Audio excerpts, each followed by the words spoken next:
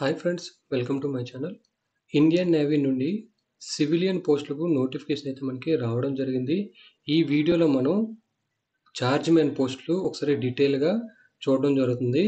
ఇక్కడ మనం చూస్తే నోటిఫికేషన్ నుంచి మెయిన్ పాయింట్స్ మీకు ఒక పీపీటీ అయితే నేను చేయడం జరిగింది మీకోసం. సో ఈ పీపీటీలో మనం ఒకసారి చూసుకుంటే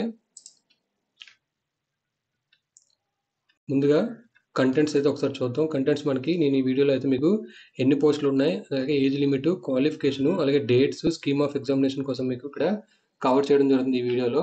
సో ముందుగా మనం చూసుకుంటే INCET 01/2025 నోటిఫికేషన్ నెంబరు. ఈ నోటిఫికేషన్ నెంబర్ వచ్చేసరికి మనకి నేవీలో civilian staff permanent recruitment civilian staff కోసం సెంట్రల్ గవర్నమెంట్ జాబ్స్ నుంచి మనకి ఇండియన్ నేవీ నుండి నోటిఫికేషన్ అయితే రావడం జరిగింది. ఎంప్లాయ్మెంట్ న్యూస్ మనం చూసుకుంటే 5 జూలై టు 11 జూలై 25 మనకి 5 జూలైకి ఎంప్లాయ్మెంట్ న్యూస్ అఫీషియల్గా మనకి రిలీజ్ అయితే అవ్వడం జరుగుతుంది.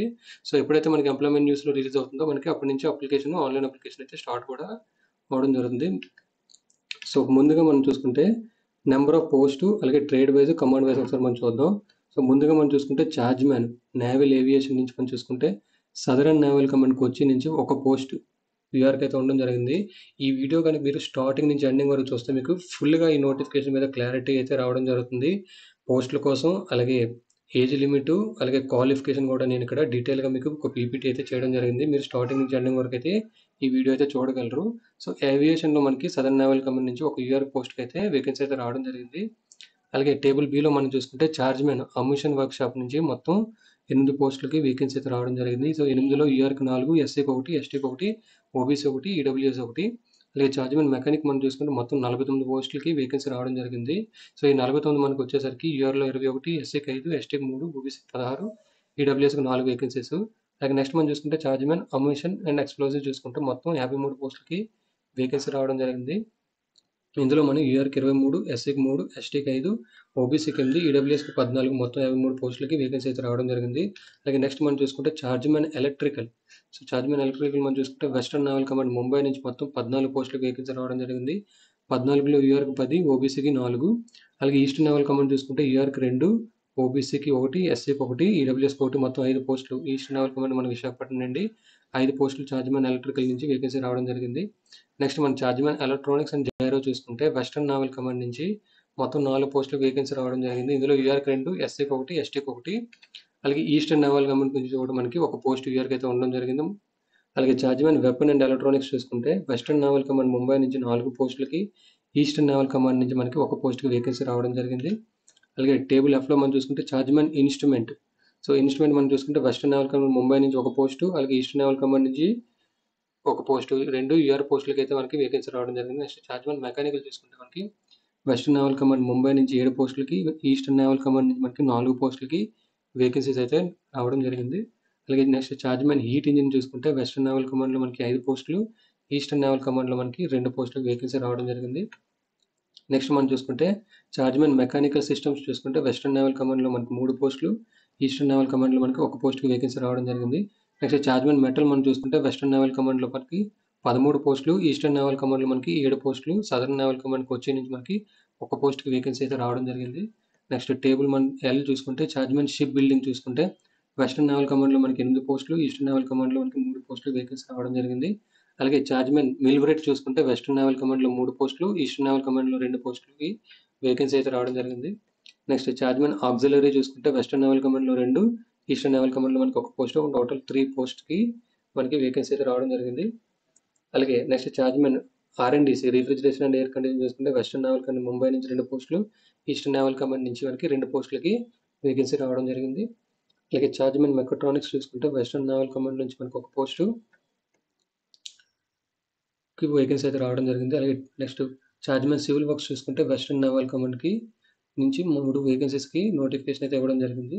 అలాగే చార్జ్ మ్యాన్ మిషన్ చూసుకుంటే వెస్టర్న్ నేవల్ కమాండ్కి 2 పోస్టులుకి వేకెన్సీ అయితే రావడం జరిగింది. నెక్స్ట్ మనం charge man planning and production control చూసుకుంటే వెస్టర్న్ నేవల్ కమాండ్కి 12 పోస్టులు, ఈస్టర్న్ నేవల్ కమాండ్కి ఒక పోస్ట్కి వేకెన్సీ అయితే రావడం జరిగింది. సో ఇవి చార్జ్ మ్యాన్ వేకెన్సీస్. ఇప్పుడు మనం చూసుకుంటే ఏజ్ లిమిట్ చూద్దాం. ఏజ్ లిమిట్ మనం చూసుకుంటే చార్జ్ మ్యాన్ ఎవరైతే నేవల్ ఏవియేషన్కి అప్లై చేసుకోవాలనుకుంటున్నారో వాళ్ళకి 18 నుంచి 30 సంవత్సరాలు లోపు ఉన్న వాళ్ళు అప్లై చేసుకోవచ్చు. అలాగే చార్జ్‌మెన్ అమ్యూషన్ వర్క్‌షాప్ చూసుకుంటే 18 నుంచి 20 సంవత్సరాల లోపు ఉన్నోళ్ళు అప్లై చేసుకోవచ్చు. అలాగే చార్జ్‌మెన్ మెకానిక్, అలాగే అమ్యూషన్ ఎక్స్‌ప్లోజివ్ చూసుకుంటే 30 సంవత్సరాల లోపు ఉన్నోళ్ళు అప్లై చేసుకోవచ్చు. అలాగే రిమైనింగ్ మనకి ఇక్కడ సీరియల్ నంబర్ ఎఫ్ నుంచి సీరియల్ నంబర్ ఆర్ వరకు చూసుకుంటే ఈ అన్ని పోస్టులకి 18 నుంచి 20 సంవత్సరాల లోపు ఉంటే అప్లై చేసుకోవచ్చు. అలాగే next serial number chargemen R and DC S నుంచి సీరియల్ నంబర్ డబ్ల్యూ వరకు 18 నుంచి 20 సంవత్సరాలు ఉన్న వాళ్ళు అప్లై చేసుకోవచ్చు.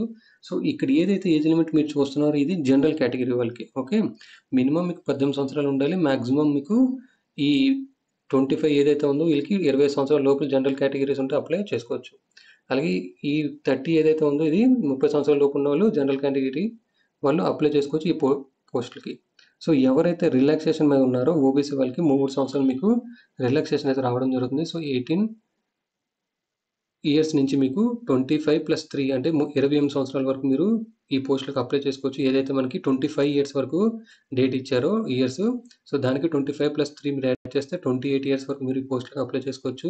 అలాగే ఎస్సీ ఎస్టీ క్యాండిడేట్స్ మనకి 25+5 సో 30 ఇయర్స్ వరకు మీరు ఈ పోస్టులకి అప్లై చేసుకోవచ్చు. అలాగే ఏదైతే 18 నుంచి 30 సంవత్సరాలు ఉంది చూడండి, దీనికి మనకి ఓబీసీ వాళ్ళు 33 సంవత్సరాల వరకు అప్లై చేసుకోగలరు. అలాగే ఎస్సీ ఎస్టీ వాళ్ళు 32 సంవత్సరాల వరకు మనకి ఇక్కడ అప్లై అయితే చేసుకోగలరు. నెక్స్ట్ మనం క్వాలిఫికేషన్ చూద్దాం. క్వాలిఫికేషన్ మీరు ఒకసారి చూసుకుంటే చార్జ్‌మెన్ నేవల్ ఏవియేషన్కి ఏమైతే చార్జ్‌మెన్ నేవల్ ఏవియేషన్కి చూసుకుంటే candidate should be have held in the rank of petty officer or its equivalent ఉంటే మీరు ఈ పోస్ట్కి అప్లై చేసుకోవచ్చు. లేదా డిప్లొమా మీరు ఏరోనాటికల్ కానీ, ఎలక్ట్రికల్ కానీ, మెకానికల్ కానీ, టెలికమ్యూనికేషన్ కానీ, ఆటోమొబైల్ ఇంజనీరింగ్ చేసినా మీరు ఈ పోస్ట్కి అప్లై చేసుకోవచ్చు. లేకపోతే 10th క్లాస్ పాస్ అయ్యి approved apprentice and 5 years experience ఉంటే మీరు ఈ పోస్ట్కి అప్లై అయితే చేసుకోగలరు.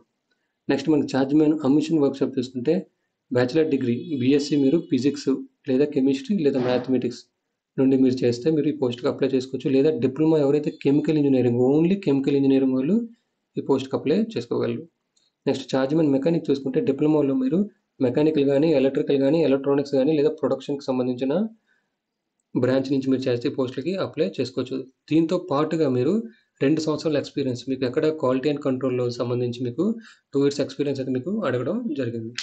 నెక్స్ట్ మనం చూసుకుంటే చార్జ్‌మెన్ అమ్యూషన్ అండ్ ఎక్స్‌ప్లోజివ్. సో దీనికి ఎసెన్షియల్ చూసుకుంటే డిప్లొమా మీరు కెమికల్ ఇంజనీరింగ్‌లో చేస్తుంటే ఈ పోస్ట్‌కి అప్లై చేసుకోవచ్చు. సో దాంతో పాటుగా మీకు 2 years ఎక్స్పీరియన్స్ క్వాలిటీ కంట్రోల్‌లో లేదా క్వాలిటీ అష్యూరెన్స్ సంబంధించి మీకు ఎక్స్పీరియన్స్ కూడా ఖచ్చితంగా ఉండాలి. ఇక నెక్స్ట్ చార్జ్‌మెన్ ఎలక్ట్రికల్ మనం చూసుకుంటే డిగ్రీ ఇన్ సైన్స్ మీకు డిగ్రీలో ఫిజిక్స్ కానీ, కెమిస్ట్రీ కానీ, మ్యాథమెటిక్స్ చేసి ఉంటే అప్లై చేసుకోవచ్చు. లేదా డిప్లొమా మీరు ఎలక్ట్రికల్ ఇంజనీరింగ్ చేసుకుంటే చార్జ్‌మెన్ ఎలక్ట్రికల్ పోస్ట్‌కి అప్లై చేసుకోగలరు.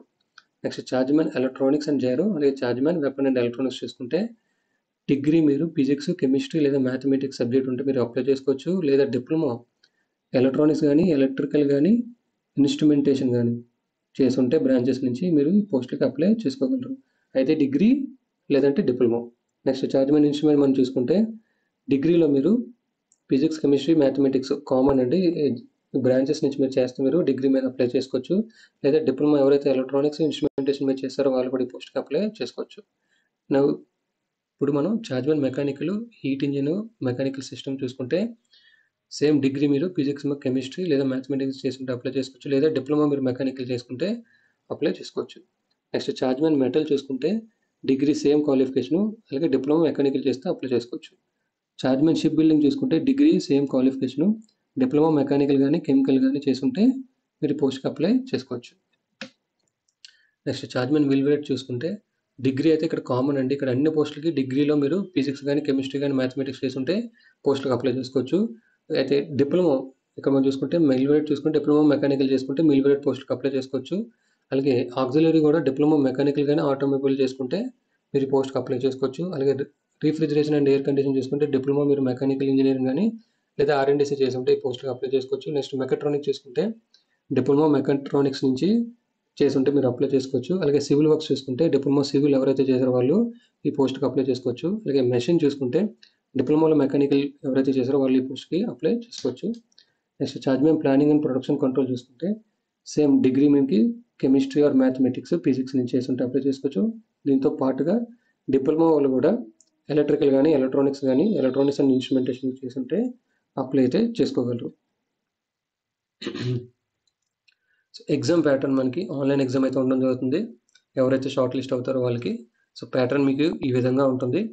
100 multiple choice questions 90 minutes, general intelligence నుంచి 25 బిట్లు, అవాన్సెన్స్ నుంచి 25, యాప్టిట్యూడ్ నుంచి 25, లాంగ్వేజ్ నుంచి జనరల్ ఇంగ్లీష్ నుంచి 25 మల్టిపుల్ చాయిస్ క్వశ్చన్స్ మీకు ఇవ్వడం జరుగుతుంది. క్వశ్చన్ పేపర్ మీకు వచ్చేసరికి ఇంగ్లీషు, హిందీ లాంగ్వేజ్లో మాత్రమే ఉంటుంది.